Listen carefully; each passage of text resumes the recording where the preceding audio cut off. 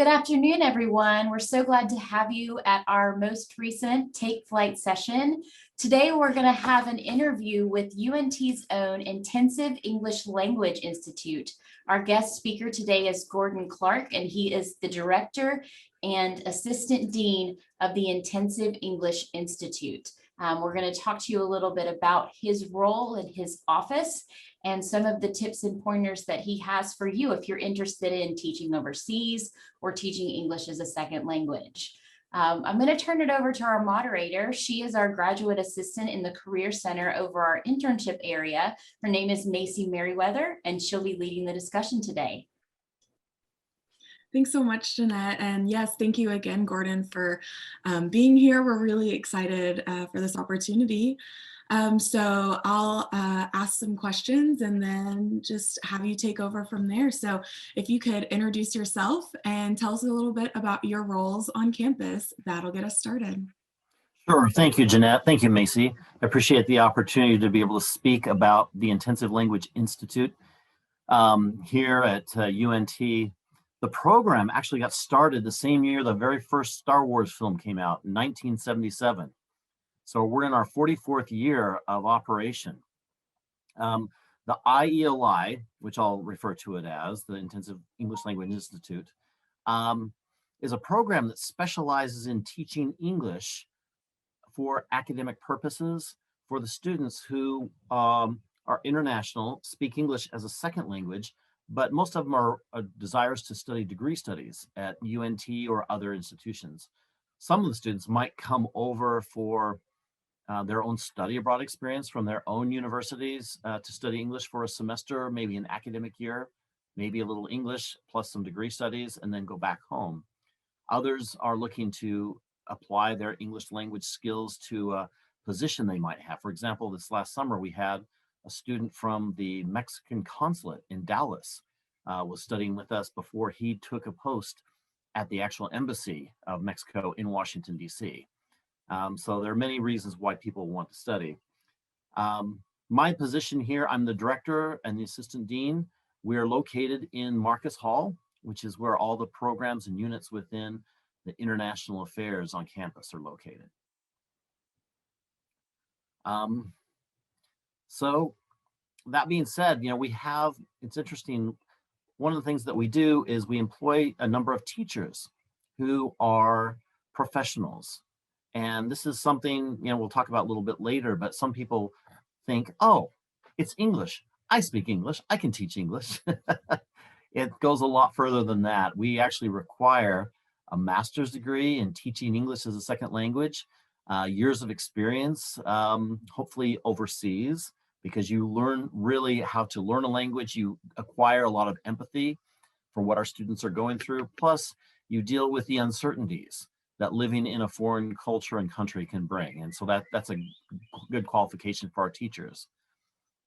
So anyway, any other questions, Macy? Yes, that all sounds so cool. I had no idea that it's been around so long. 1977, that's just a really fun fact. Tell us kind of a little bit about a day in your life working with IELI. Sure. I've been in my career now for probably about 32 years, and I love it. Every day, I'm not sure exactly what's going to happen because we're dealing with students who are here studying full-time on a student visa. They're in class 20 hours a week. And so not only are we providing their programming of study, but we're also providing some certain activities. We're giving them advice about how to maintain their non-immigrant student visa. We're helping them find the right resources they need in student residence halls or finding an off-campus apartment. Plus, we're involved in, helping them find counseling in times when they may feel a little homesick or sad, really get a connection of the world, but yet still be able to live here in the Dallas area. So our students are in class, like I said, for 4 hours a day, Monday through Friday. 2 of those hours are in what we would call kind of an oral skills, our communication class. And the other 2 hours, they're in a place called writing, where they're learning, reading and writing. And it's not just learning English, but knowing how to succeed at researching, writing drafts, preparing an research for an essay that they would have to write for a college class. Also, in our communication class, learning to deal with how to give presentations, how to work with people in small group settings, how to jointly prepare an argument or a presentation, because a lot of times these are done very differently in their high schools or their universities overseas. And one of the challenges, of course, that we've had, that all educators and everyone has had since the pandemic started 13 months ago, was language courses are especially interactive, where it's not so much that the teacher is dispensing knowledge and lecturing to the students. It's more of the teacher as a facilitator of language learning, usage, correcting errors, and doing all this sort of interactive piece. So when our teachers had to, in a period of 2 weeks, change their class setting from a classroom to a situation similar to this on Zoom, some determinations that we made right away were that we would keep it live, we would keep it interactive, and we would keep it engaging, not asynchronous, where students could just, the teachers would record something, students could pull up anytime and watch it, because that's not language learning, it's that interactiveness. And so even though we have students on about 4 different continents, including North America, South America, the Middle East, Africa, Europe, and Asia, we are still doing live classes. For example, we have a number of students who are in Kazakhstan, which is exactly 11 hours different from us. So when we're teaching at 8 a.m., they've just had their dinner and tune in for lessons at 7. So those are some of the challenges that we've had. Now we're starting to bring students a little bit back into person classes. By fall, along with the rest of the university, we're going to be fully in-person classes. However, we are not going to give up being able to teach students online. It's just we've learned too many things. We've been able to enroll students who had a difficult time, for example, from the nations of Africa, where it's difficult for them to obtain a visa, and the cost associated with doing that, where maybe they weren't intending to have to take language skills before they went to their degree, but they didn't have enough sufficient English in order to do that. They've had to go online, but they've saved over $1,000 a half semester in visa fees, other fees, that insurance, cost of living, and other things like that. So we're not going to give that up. Plus, one cool thing we have with the ILI is we have a partner university based in Osaka, Japan, called Kansai Foreign Language University, where we have 9 teachers who are teaching there full time. As the director, I've been able to actually observe their class with the Zoom setting. I can just be a part of the class and observe, where normally I would have to travel there, overcome jet lag, be involved, and this way it's allowed for instantaneous travel this way or the other. It's really cool. Wow, that's so cool. I love that y'all have been able to overcome those challenges and even benefit from them more so than those in-person experiences. Have the students been able to benefit as well? Do you see students enjoying that online opportunity either more so or equal to that in-person interactive opportunities that y'all had before COVID? Well, there are certain pros and cons, and it'd be the same as any domestic student here in the United States. Students love the convenience of being able to crawl out of bed, throw a hat on, and be in class, not have to worry about parking or travel. But others, of course, they miss that interaction. And I work on campus a couple days a week, and it's so quiet that when a student comes by, I will engage them for more time than normally I would have. But yeah, they're excited of coming back. I will say that it's not as good of a venue as face-to-face interactive teaching that way. But we have been able to make it work, just like anyone else. But the fact that our teachers approach it as if it were a classroom. They're doing face-to-face discussion. The interaction is there. They've learned how to use so many features with the chat room. And we've had several volunteers from UNT, some of the foreign language classes, some of the sororities and fraternity members who have helped out with coming on and being conversation partners with our students. It's really been cool.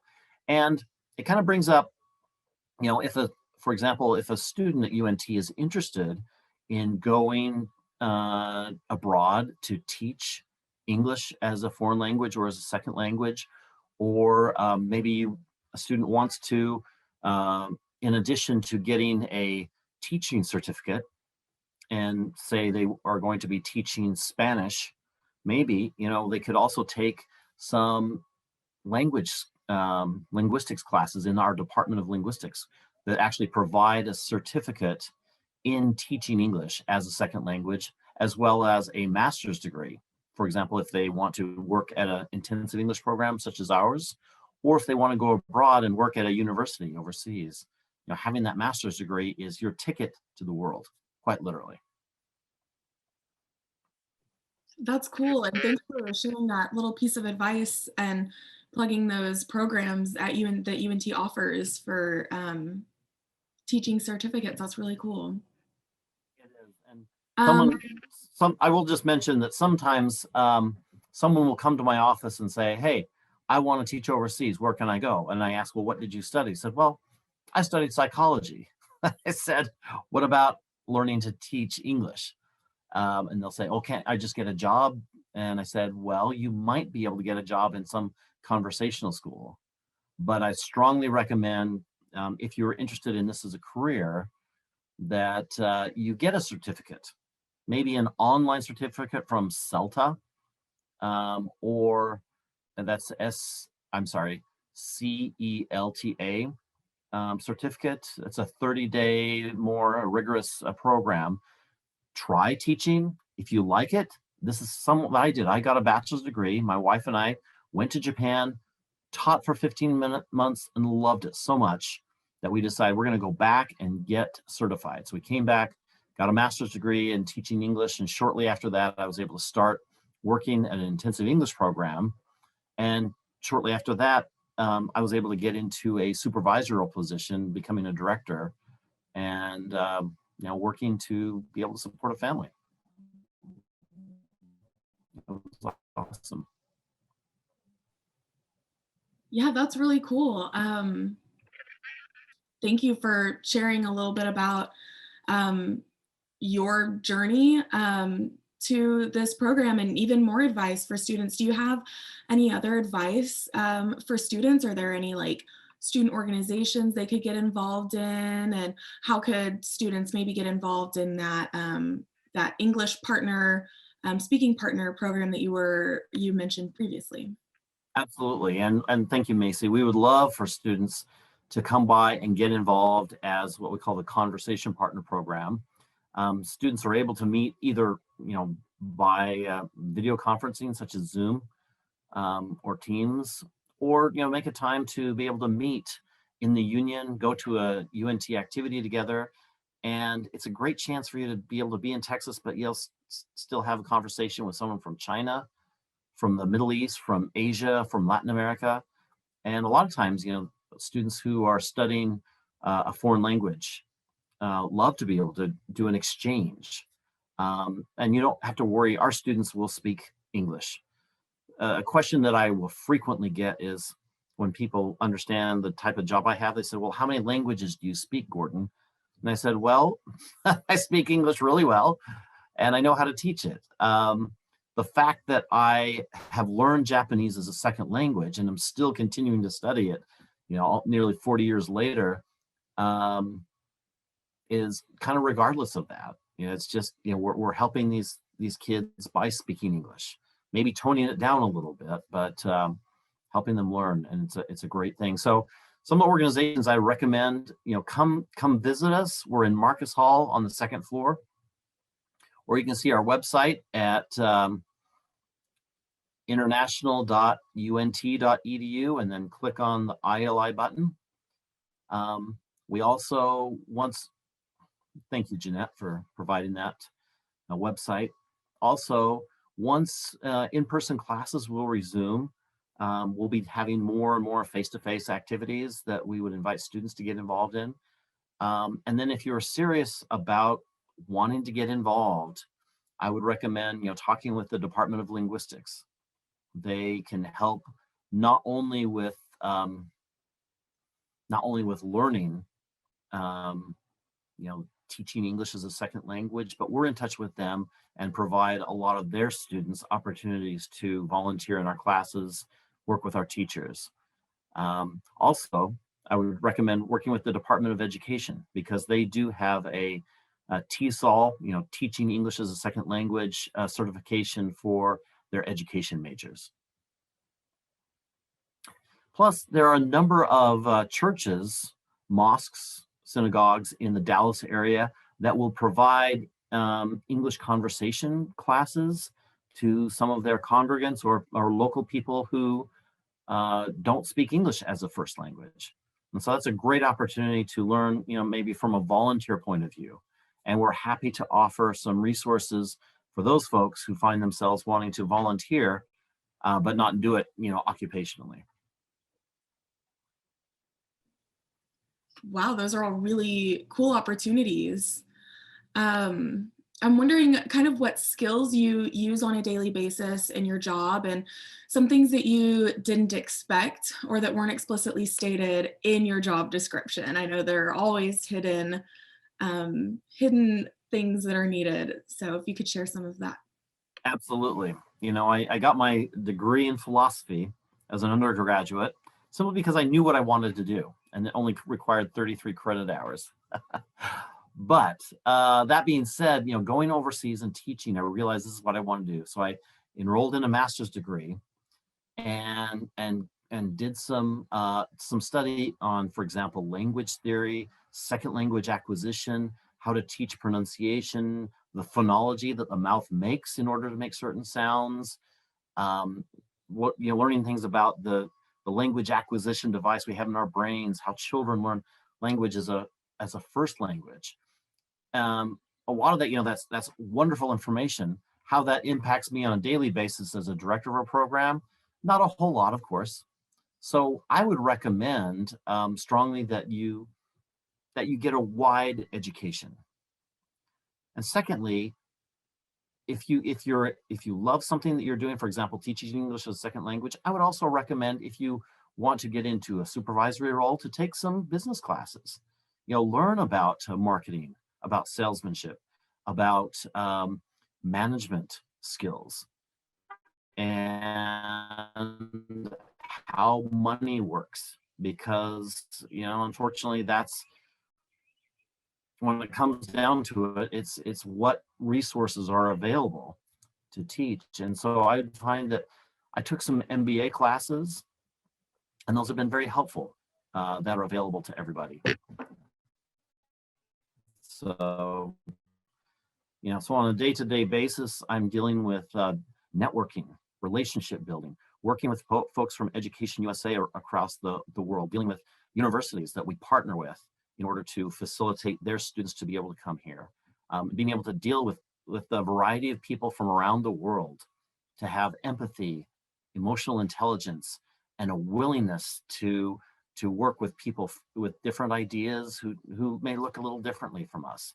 For me, that's one of the great perks of the job, and keeps me excited and happy every morning when I wake up, to think, my goodness, I get to deal with students. For example, this session, we have students from 19 different countries.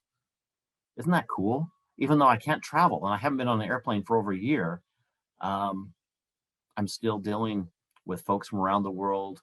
Yesterday, my wife and I went out to an awesome Indian restaurant, went to a grocery store, bought all these fun things, and shared that with our children.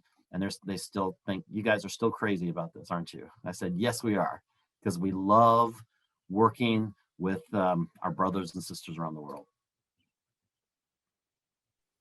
Those are really cool perks that not a lot of people get in their job experiences. So Thanks for sharing those. You've mentioned these master's programs for students that are interested in kind of doing what you do and what you've mentioned. And so I'm curious if you could share what students, bachelor students can do to best prepare to enroll in these master's programs. Well, the nice thing is, just like a law degree, there's really no one set major that you need to do. I would recommend for any university student to be involved in the study of a foreign language. Studies as I'm pushing, getting older and older. The studies say in order to keep an active mind and avoid dementia, one of the best things you can do is be studying a foreign language at an older age. So why not start learning and keep that up your entire life? Other majors, for example, I did philosophy. And that was good because it taught me how to write carefully, how to think precisely, and how to form logic. Some majors come from literature, others from maybe having studied Korean or another foreign language. Yet others come from, something that was more geared toward the STEM fields, in the science field or whatnot. Just whatever interests you. We're at a university. We're not, for example, at some place where we're a trade or vocational school. And the foundation of having a broad liberal arts education in both the letters, the humanities, business, history, and science will form a great foundation for a curiosity of wanting to teach well, of wanting to share knowledge, of wanting to continue to learn. And that's one thing I'm very proud of our teachers for. Their ability to continue learning as students has enabled them to adapt to changing conditions where they've had to learn to teach online and do a lot of things and learn new technologies, even when several of them are a number of decades into their careers. So have fun with your education, but still take some of the nuts and bolts about business. Because once you have that great love of something, if you want to run a business, if you want to be in a supervisory role, you will need to know some things about how math works, how the economy works, and how human resources are managed. Awesome, thank you. That's super cool to know, is that you can kind of do anything and still find your way into this, into a job like this. You mentioned that you had a bachelor's in philosophy, and I know you talked a few minutes ago kind of about the different roles that you've had and working in Japan. Could you kind of elaborate more and tell us a little bit more about your journey to where you are now as the director of this program at a university? Sure. So like I said, I went to Japan. We taught English there in conversational schools. Loved it. So we applied for and were accepted to a university noted for its foreign language skills and teaching. I got a master's degree from there. And from there, I actually went overseas again and taught in Japan. I've had experience with Japan and love the language. And the time that the economy was really humming there. So there were plenty of positions over there. And we taught for a while and got to learn, what it's like to learn a foreign language in that setting and what it's like for people to live here. And even though I knew Japan quite well, it was quite friendly, understand the empathy from the students.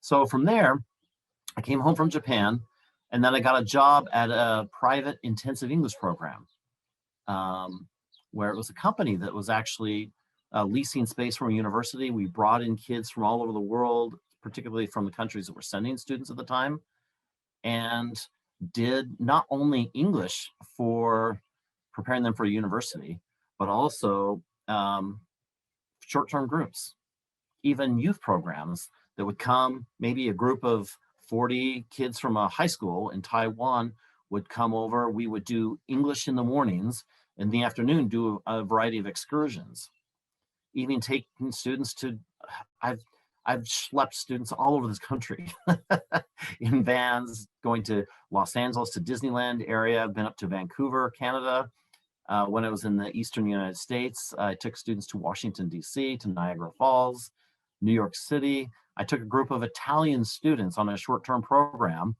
to up the World Trade Center exactly 1 year before it fell. And so they'll always have that experience of, I was up in those towers, and know what the damage it caused when it came down.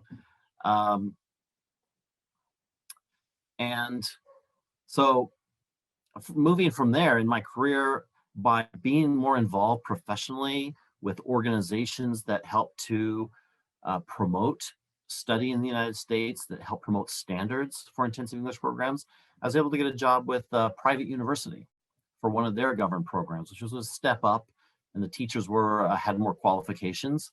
And from there, I moved to a state university where you had more students. Up until recently, I was at a university that we got a lot of students from China. And I was a little worried, thinking we have so many eggs in one basket. If something soured between our country and China, we wouldn't be able to get as many students. And so a friend actually sent me a link for this job here at the University of North Texas, which I was familiar with because it's one of the well-known programs in the country. And having the program that we have in Japan, he thought would be very interesting to me. So I applied. It was a marriage made in heaven. I arrived here. The Dallas area is just perfect for students. There's so much to do. It's a nice climate, except for that 1 week in February. And it's been a wonderful thing to integrate, not just have our intensive English program, but to be fully integrated in with the international affairs, with study abroad, with the international student advising group, with international recruitment, with the person who is involved in doing partnerships with international universities. And so fitting in that mosaic and that fabric together is just is a delight to have our intensive English program receive the advocacy that it needs to be able to still have support even when our enrollment numbers have gone down so much because of COVID, knowing that they would come back. So now I will add that if you are looking at a career in teaching English as a second language, I would strongly recommend getting a teaching certificate with College of Education, because more and more opportunities are opening up more in high schools, elementary schools, for teaching English as a second language. There are not as many intensive English program students in the United States as there have been in the past. But there are also plenty of opportunities around the world if you want to get your passport and just go, go, go. That sounds like a really fun career path that you've taken. And I know you mentioned your friend that kind of introduced you to this position.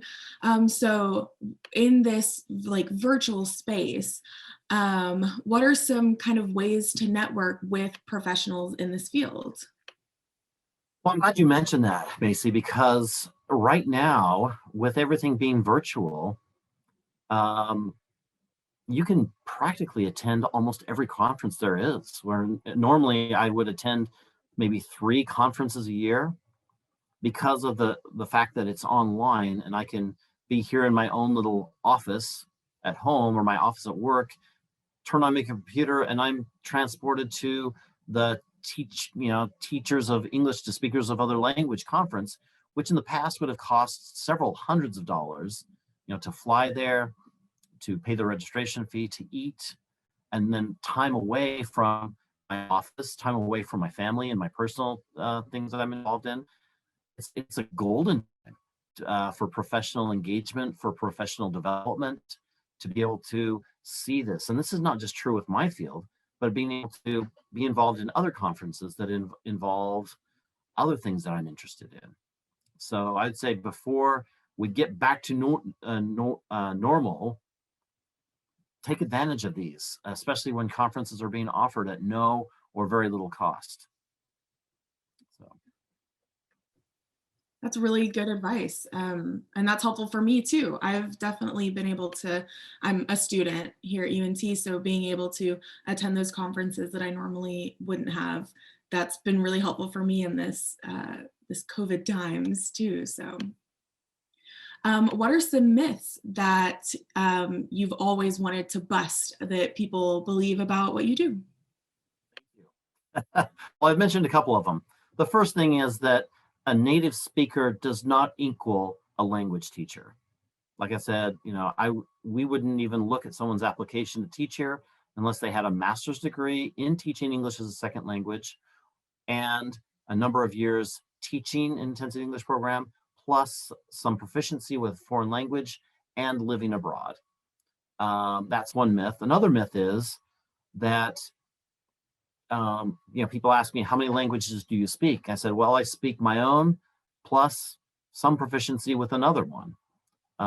You don't have to speak Spanish to be able to communicate someone whose first language is Spanish. The idea of xenophobia and hating people because of their otherness is ridiculous. Once you go, when you go abroad, you're there for length of period, you begin to see that it's frightening. And we should be doing all that we can to put our arms around the shoulders of these people who come to visit our campus, who spend their time with us, who invest so much of not only themselves, but they're investing their money. And so we gain economically by having these people come. And it's a great investment for them to go back to their home countries to work and have a facility with English as well as their native language. And they are an incredible advocate for the United States and for a peaceful relationship with us. Thank you for sharing that. Those are really important to understand for people looking in this field, and especially, friends and family of people who know people working in this field. You've mentioned a little bit, kind of talking about the conferences and having your family and everything, how this can affect the way you live and your lifestyle. And so I'm wondering if you could speak more to that, and then kind of how you practice self-care. The nice thing about it is my career has been able to bring an incredible perk to my wife and my children, in that they've been able to be involved with these international students many times, either going on activities, participating in an international food potluck, having a university community. It really is a little city, and it's wonderful. And that's what I think our students, faculty and staff are really looking forward to, is getting back together once fall semester begins. I also have my own life. I have my own interests, my hobbies. I have my friends, my neighbors, my church community that bring stability. And during this time, I've been able to connect with my brothers and sisters. I have one brother who lives in the Dallas area, but all the rest of them live out of state. And being able to communicate with them via video chat has been wonderful. Thanks for letting us in a little bit on your life as a person and less of a professional. It's nice to kind of get a little peek behind the curtain. I do have one last question for you, and you have touched on this a little bit before, but I did want to give you the opportunity to either add to it or just brag even more. So what is your favorite part about this career? Well, my favorite part about this career is the fact that I've never really looked anywhere else. It's been such a fabulous experience of learning, of experiencing people from around the world, of being involved with professionals and colleagues who really care about the well-being of our clients, our customers, our students, knowing that we are providing an investment in their future to succeed at a university, to go get great jobs back at their home country. And also, I think it helps the fact that we are promoting the concept of America. It's a place where people can reach for their highest potential, where volunteerism is alive and well because people want to help others. And there's some elbow room in order to get engaged. The old philosophies of the traditions that they have can be challenged in a safe way of self-discovery for each of these students. Thank you so much for sharing that, and thank you for being here with us today. I want to give you the opportunity to kind of plug any of y'all's social medias that our audience can follow, and then while you do that, we're going to share a survey with our audience, both live and on our website, here for you with this QR code. And yes, please, if there are any social medias or ways that we can connect with you specifically, please share. All right. Well, social media that we have Twitter, Instagram, and Facebook account. You can find those just by looking at Intensive English Language Institute at the University of North Texas. Also, our website, I think Jeanette has shared that previously, which is international.unt.edu. And certainly you're welcome to physically come by Marcus Hall, which is on the north end of campus toward the east side, near the languages building. So you just think of that place as where we learn language. Stop by and become a conversation partner with one of our students. Share a chance to maybe attend some of the activity and with the students and invite them to come with you to some UNT activities. There's nothing quite like American football that brings universities together, helps us cheer as well as see strategy in play. So if you invite an international student to go to an American football game with you and share with them, how it works, what is a first down, why are there 11 players on the field? That's a great way to give them an insight into American life, university life, and especially here in the great state of Texas.